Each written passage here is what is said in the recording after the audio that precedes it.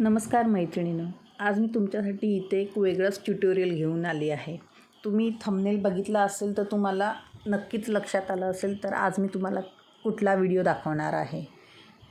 ह्याच्या आधी मी तुमच्यासाठी जास्वंदीची लहान, मध्यम व मोठ्या आकाराची फुलांचा व्हिडिओ शेअर केलेला. तसंच जास्वंदीचे वेगवेगळे प्रकारचे हारचे सुद्धा व्हिडिओ मी शेअर केलेत. तर आपलं आता गणपती बाप्पा आणि गौरीचं आगमन होणार आहे. तर आज मी गौरीसाठी पाईप क्लीनरपासून वेणी तयार केली आहे आणि ती अगदी सोप्या पद्धतीने मी इथे हा व्हिडिओ तुमच्यासोबत शेअर करते आहे. तर ही वेणी बनवायसाठी मी इथे येल्लो आणि नेव्ही ब्ल्यू असे हे 2 कलर वापरले. मुद्दाम कॉन्ट्रास्ट कलर घ्यायचं जेणेकरून ती फुलं उठून दिसतील. तर मी इथे 5 फुलं बनवणार आहे.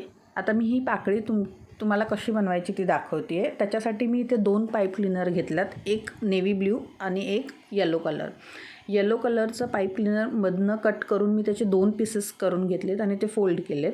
आणि ब्ल्यू कलरचं पाईप क्लीनर मी कट करून त्यातला एक पीसेस मी घेतला आणि ते ट्विस्ट करून त्याची पाकळी तयार करून घेतली. अशा मी हे 5 पाकळ्या तयार करून घेतल्यात.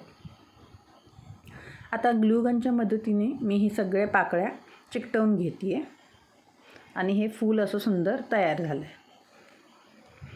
एक तर तुम्ही मध्ये पोलन्स लावू शकता. इथे मी मोत्याचा वापर केला आहे. इथे मी मध्यभागी मोती चिकटवलेला आहे आणि हिरवं पाईप क्लीनरने मी पान करून घेऊन बाहेरच्या बाजूला पान चिकटवलं आहे.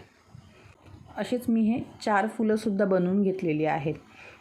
तर त्याच्यासाठी मी काय केलं आहे, जे आपण ज्वेलरीला तार वापरतो ती तार किंवा त्याच्यापेक्षा थोडी जाड तार सुद्धा तुम्ही इथे वापरू शकता.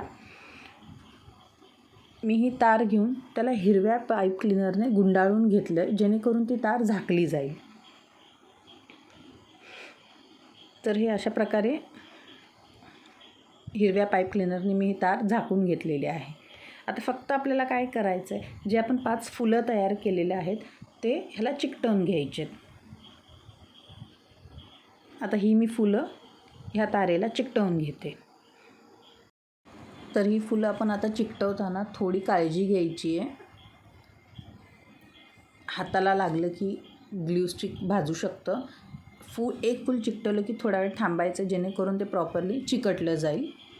अशा प्रकारे ही वेणी तयार झाली आहे आणि मी दोन्ही बाजूला लोकर बांधून घेते म्हणजे साईज ॲडजस्ट करायला आपल्याला सोपं जाईल.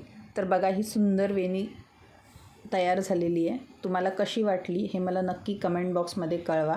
आणि जर तुम्ही माझा चॅनल सबस्क्राईब केला नसेल तर प्लीज माझ्या चॅनलला लाईक, शेअर आणि सबस्क्राईब करा म्हणजे तुम्हाला नवीन व्हिडिओ जे मी अपडेट करते त्याचे नोटिफिकेशन्स येतील. थँक्यू.